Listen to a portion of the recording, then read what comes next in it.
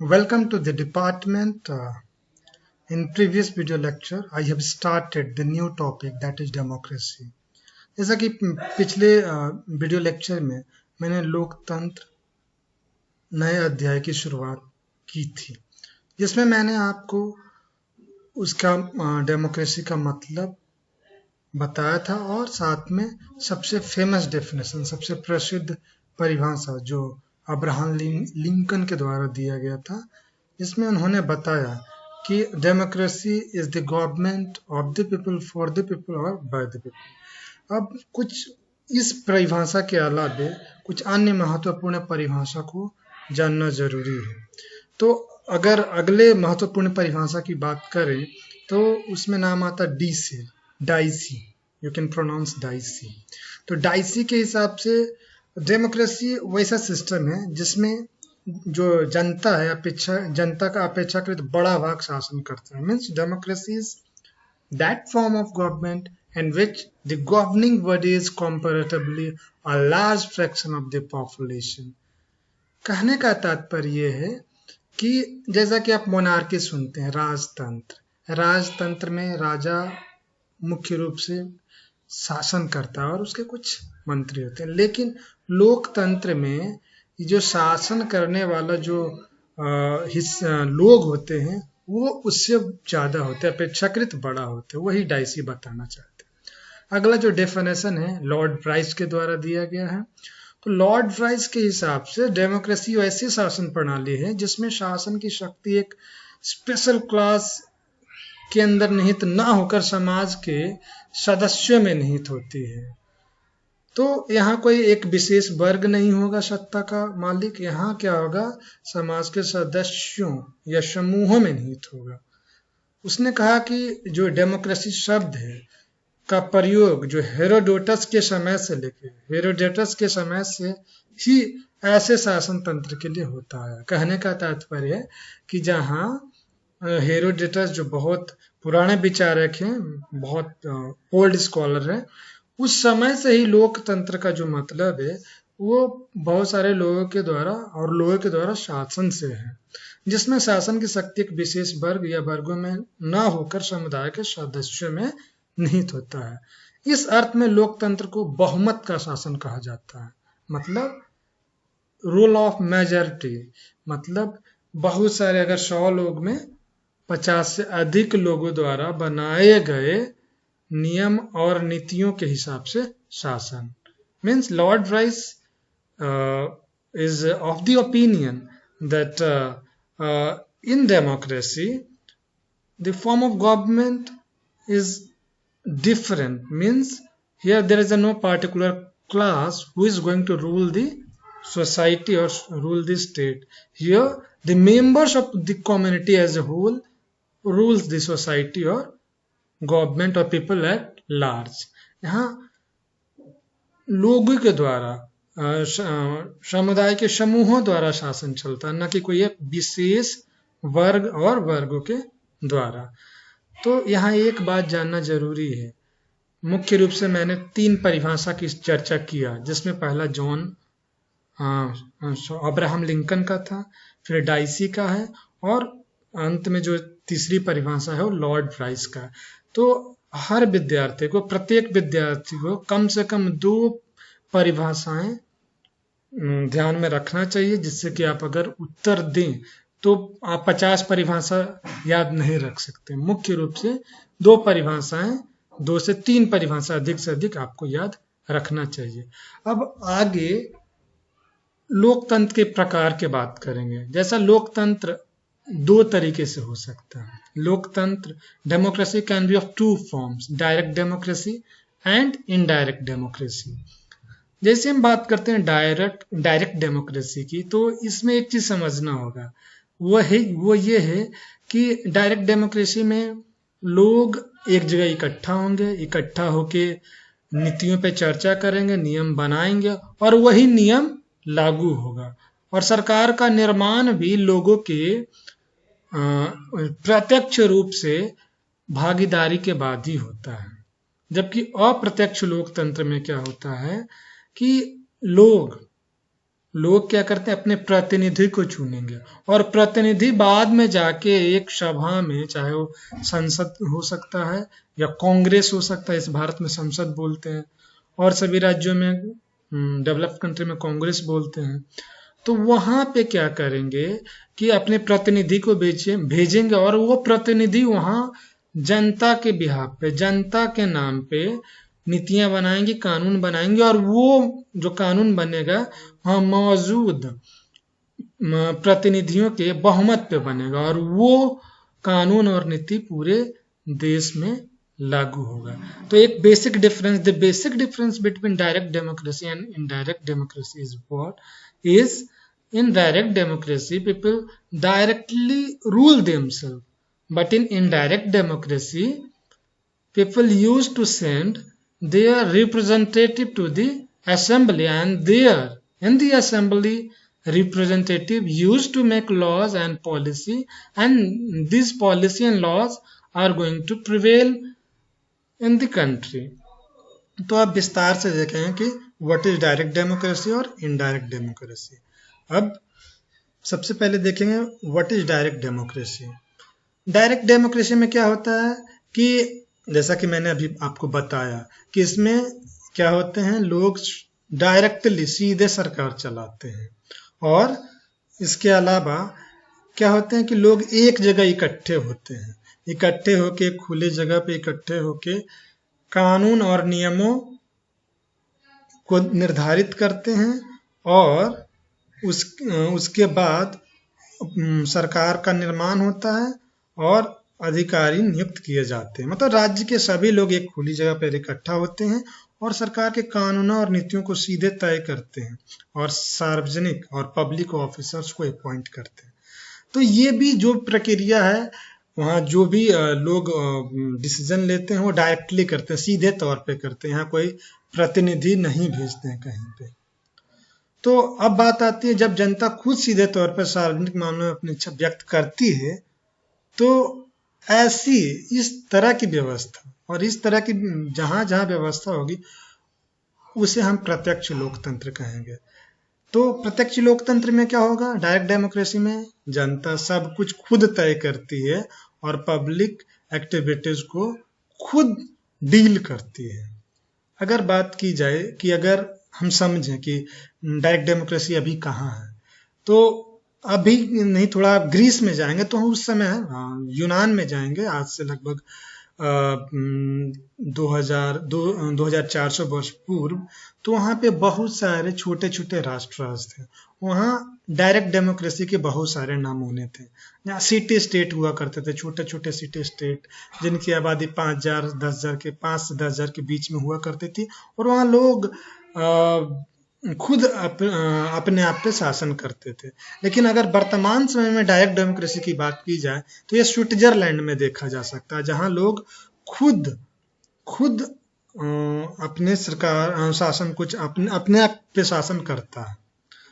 और अगर भारत के परिप्रेक्ष्य में in context of India I say then the nature और the direct democracy can be seen in the third tier of government. जैसे भारत में 3 स्तर पे सरकार चलती है, केंद्र स्तर पे जिसको हम केंद्रीय सरकार कहते हैं, जैसे आप जानते होंगे मोदी प्रधानमंत्री हैं और पूरे मतलब काउंसिल ऑफ मिनिस्टर के हेड हैं, मतलब केंद्र सरकार के मुखिया हैं।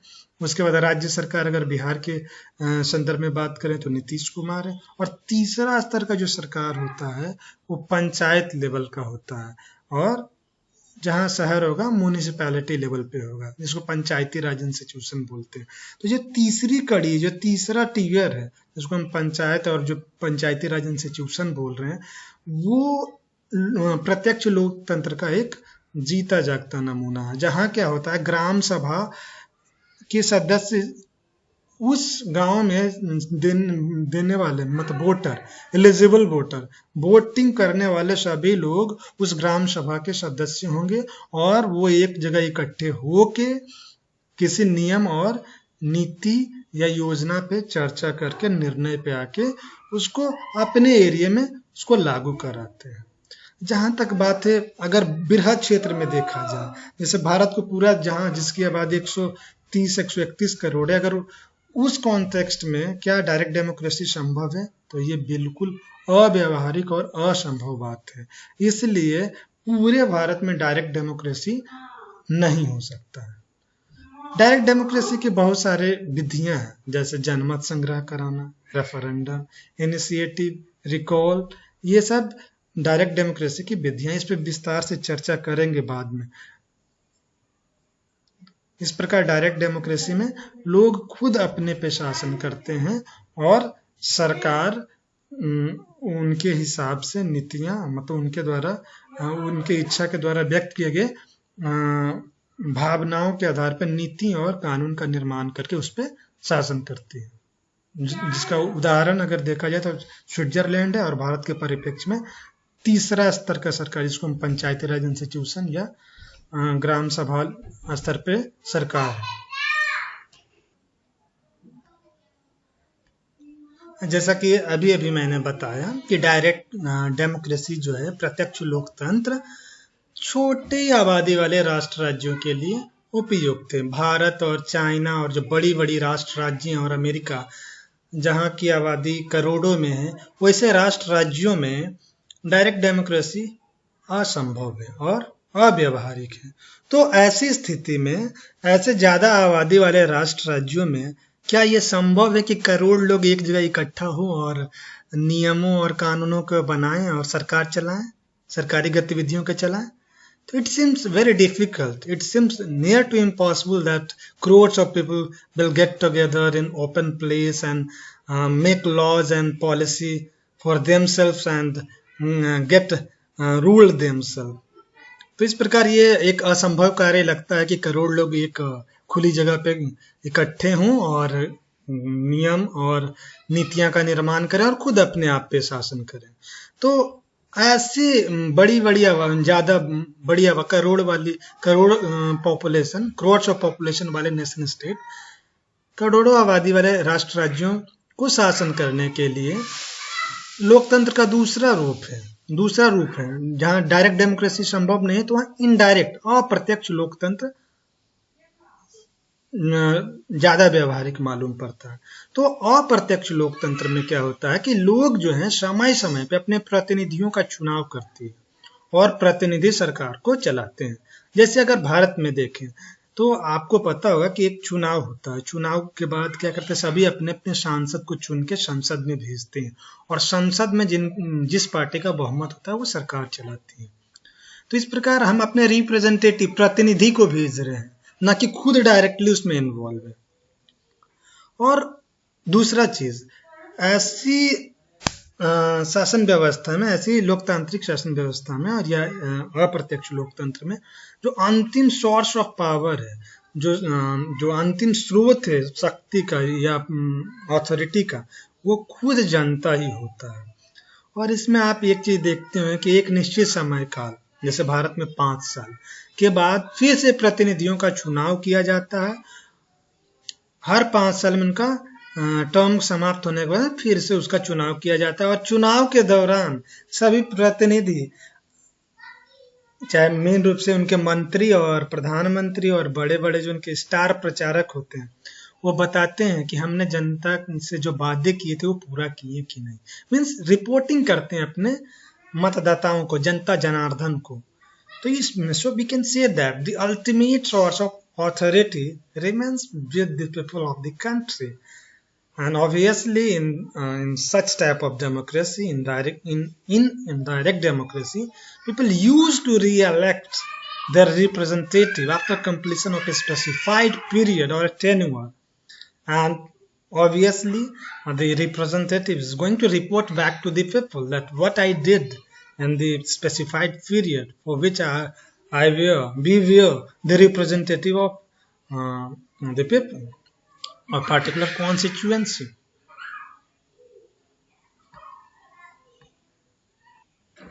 इनडायरेक्ट डेमोक्रेसी के बारे में समझ चुके हैं। अब इसके बाद अब हम इसके कुछ फीचर्स, इसके कुछ विशेषताओं की चर्चा करेंगे। जैसा कि मैंने आपको बताया कि एक प्रतिनिधि को भेजकर लोग शासन चलवाते हैं और शासन चलता है। मतलब कहने का तात्पर्य कि सरकार लोगों के बिहाफ पे चलती है, क्योंकि हर कॉन्स्टिट्यूएंसी से हर एक लोकसभा क्षेत्र या उस तरह के जो क्षेत्र होते हैं जहां से लोग चुन के आते हैं और विधानमंडल में जाके कानून का निर्माण करते हैं और उस पे पूरा देश चलता है।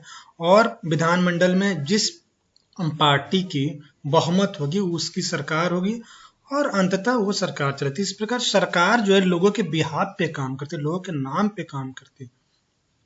और अगले अगर फीचर्स की बात करें, विशेषता की बात करें, तो क्लियर कट है कि जब सरकार लोगों के बिहाफ पे काम कर रही है तो जो पूरे देश की जो संप्रभुता है, मतलब लोकतांत्रिक राष्ट्रों में जो संप्रभुता है, सॉवरेनिटी है, वो लोगों में समाहित होती है।